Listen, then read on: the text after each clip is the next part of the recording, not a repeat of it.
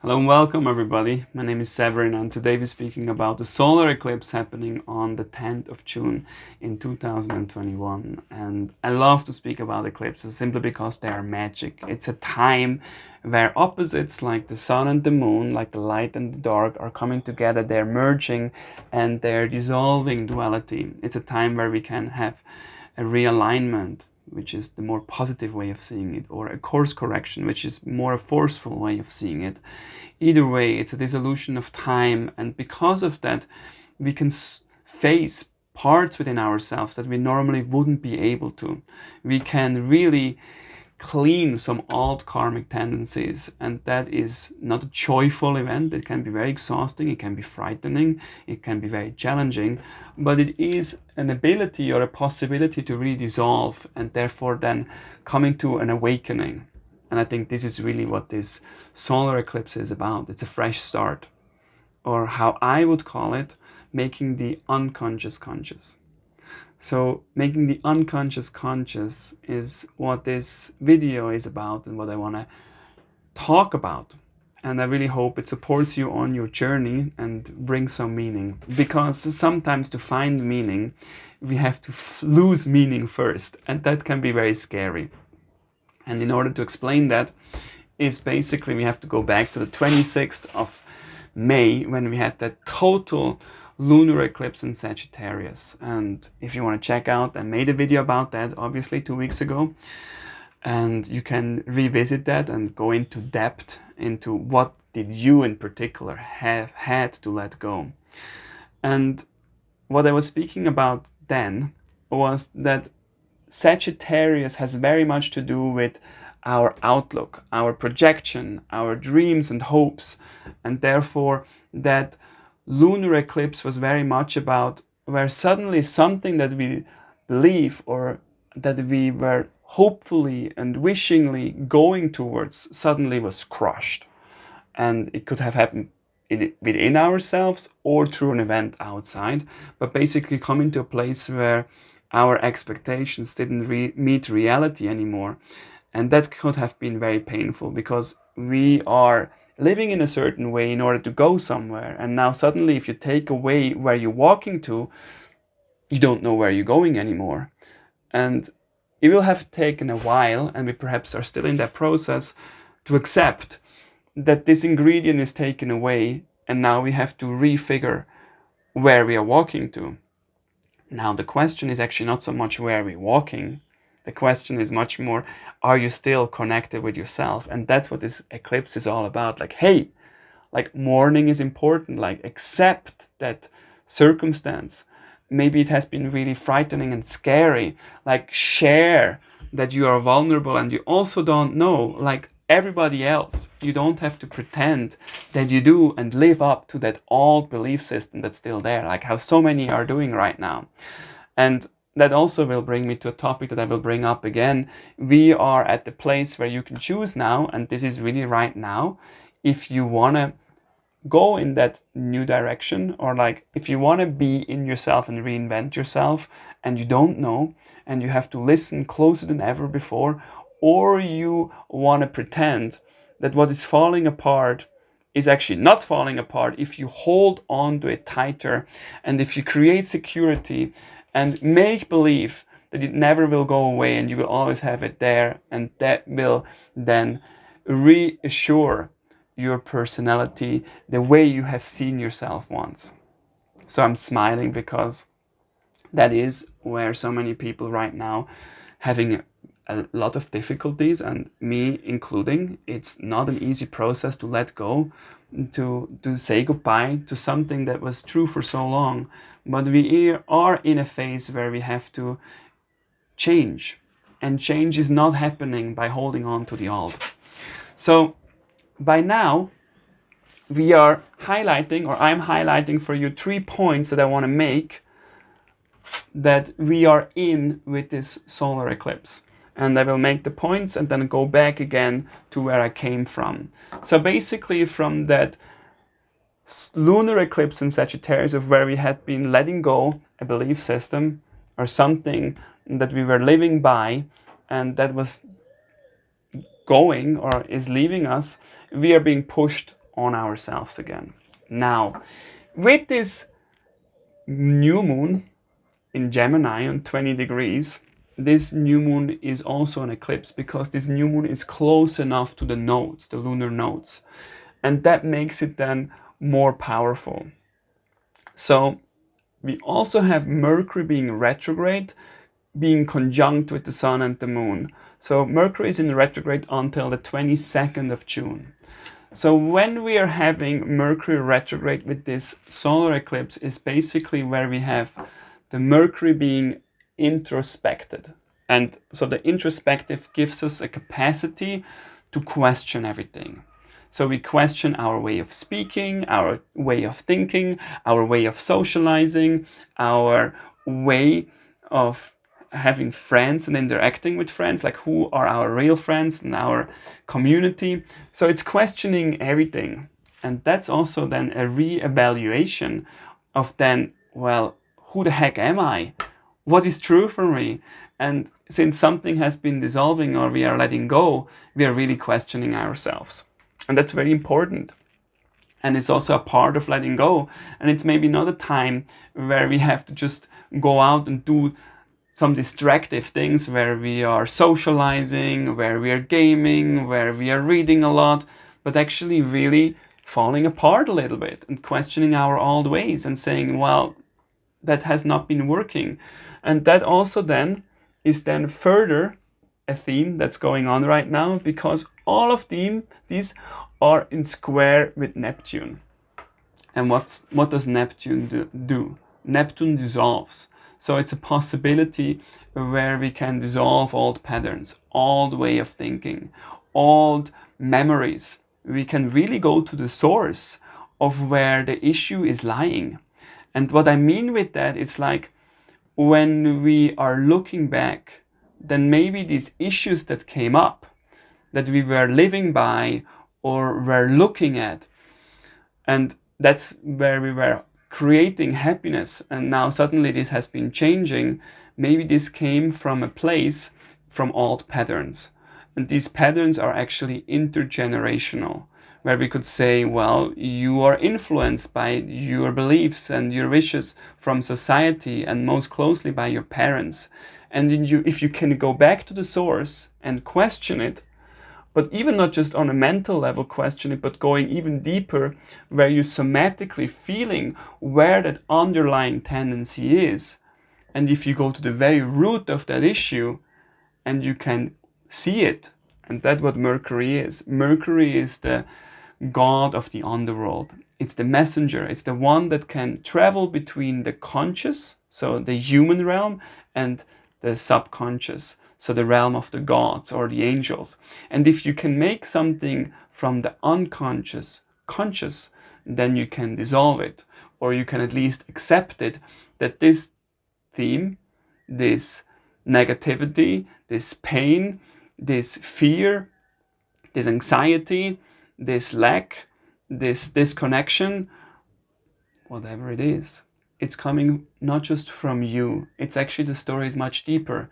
And because you can go to that place, suddenly you can embrace it and you can allow it to be there, because there's nothing that you have done wrong, and you don't have to compensate it and therefore run somewhere to fill that emptiness. But suddenly you can embrace it and you can allow it to be there. That's also acceptance, or gentle and lovingly have compassion for that domain within yourself.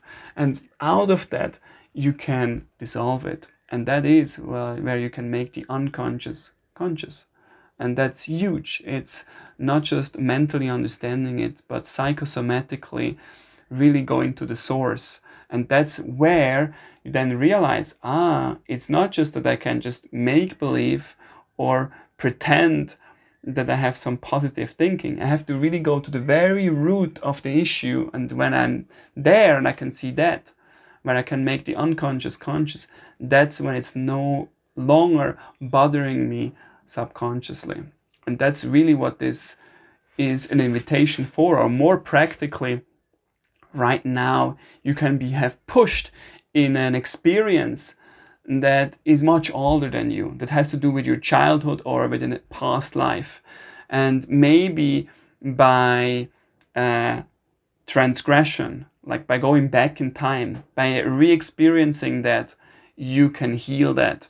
Maybe by hypnotherapy, by a psychosomatic journey, or just being pushed back in time by something that has pushed you into a memory that's older than yourself. You are revisiting that and reliving that, and therefore you are embracing something that you didn't even understand on a mental level, or that was there constantly affecting your life, but from such a deep place that you never could reach.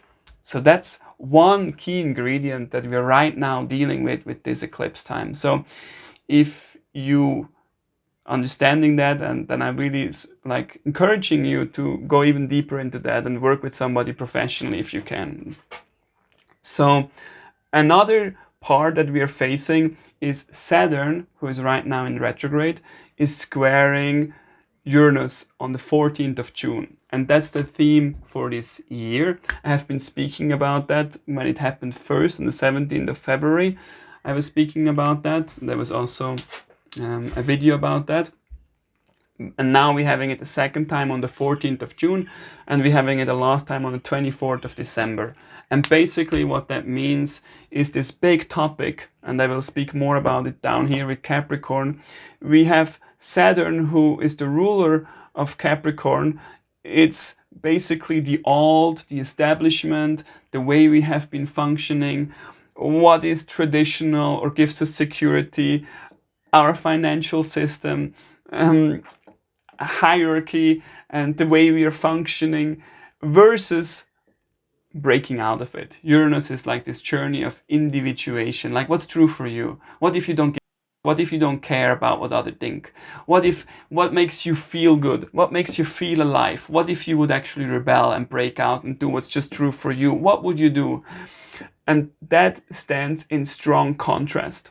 But it's the journey, and with this new start, it's the journey of waking up and doing it anyway, because the old simply doesn't work anymore. It's simply we are at the place where we are recognizing that we are only out of security and out of having this tendency of being a human being that needs familiarity and tradition. We are holding on to it, but actually there is something there waiting for us that feels more true. But it is scary because you have to take a risk.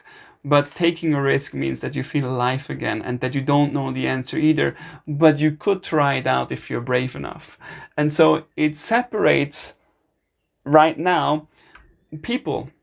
And we have, of course, like there's a saying in the Asian tradition, like you're as young as the flexibility of your spine. And what I mean with that is, like, it's easier to be more flexible when you're younger and take a leap of faith and have the courage and taking a risk and trying out life differently that feels true for you. And if you're older, maybe you haven't trained your spine so much and you're holding on to the old, and depression comes and worries are coming, and you're taking maybe a vaccine because just that gives you the freedom that you're looking for, but it's actually not the real freedom that your heart is seeking.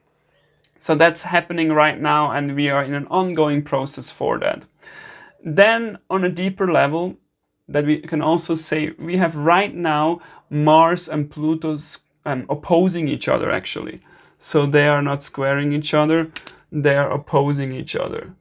So they are in strong tension. And that's also what we perhaps could feel in the last days. Like, what did we hold on to? Like, Mars and Pluto in opposition normally leads to some violence or to some defense or to some power struggle. Like, now that you have to start fresh and let go, now that you are seeing that there is something waiting for you to explore, if you would have the guts, what are you afraid of? Like, what is your inner power struggle that you're having? What is your self-righteousness, your voice in your ear that tells you, the intellect that tries to convince you to hold on. Why? Where you're trying to over-mentalize something that you can't understand, and you're trying to create yourself a future that is not possible, because by doing so, you are creating more problems, because right now it's actually important that we go within and reflect and question, and not having a solution necessarily.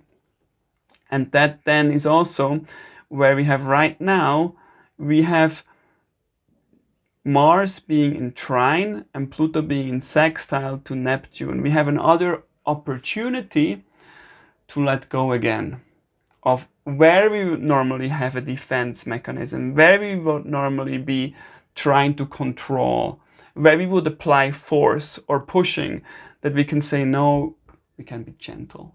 We don't have to try the old war strategy in order to be the winner.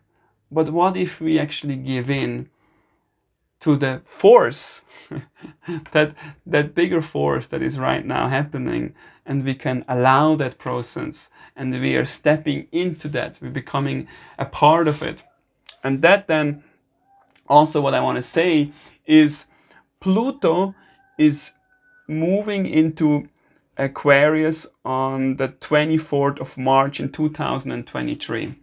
So Pluto is at the very end of Capricorn, and we will, like right now it seems, and that's because Jupiter is for 2 months in Pisces, it seems that in the world suddenly all the vaccinations are helping, and there's a reopening of the countries, and everything seems to be going back to the old. And I'm very suspicious about that, simply because Pisces, or like Jupiter in Pisces, will come back. It will come back into Aquarius. But foremost is like, Pluto is at the end degrees in Capricorn until the 24th of March in 2023. And these last degrees are crucial. Right now it's in 26 degrees, but until it's at 30 degrees and moves into Aquarius, it's this power struggle. This, like, we can see that something is shifting. We can see that the old is not working anymore. But everybody that is in power, everybody that has a position and is on that top, is holding on to it. Like, imagine if you are part of Hollywood and Hollywood would not work anymore. What would you do? Would you be the first one of jumping up the sinking ship? No, you would try to hold on, and you would make everything in your power possible that the ship is not sinking. And that's basically the scenario that we are having. And that it's not even finished by the end of March in 2023. Like, it's gonna go back into it. Like, it's going retrograde Pluto, so it's going to be in 2024, it's also going to be in Capricorn again. And it will take until the 20th of November of 2024 until Pluto will really move into Capricorn.